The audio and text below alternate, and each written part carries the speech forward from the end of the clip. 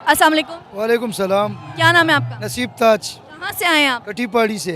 इतनी दूर से हाँ तो अब क्यों आए हैं? खान की मोहब्बत में आए हैं।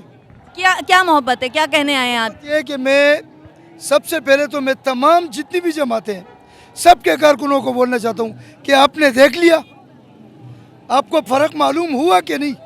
कुछ अंदाज़ा हुआ कि अगले के 14,000 नजम शेट्टी कहते हैं हराम है, ये 2,000 हलाल है।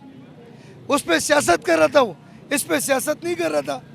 अच्छा, जो तुम्हारे लिए तुम लोग बोलते हो कि वो चोर है, हाँ वो चोर है। 22 करोड़ आवाम का दिल चुराया उसने, वो चोर है। एक आदमी ने साबित करे कि एक साइकिल उसने, क्या जरूरत थी उसने इंग्लैंड में शहजादों जैसी जिंदगी छोड़ के इधर आ गया हमारे लिए। उसके कपड़ों को देखो जरा, उसके चप्पलों को देखो।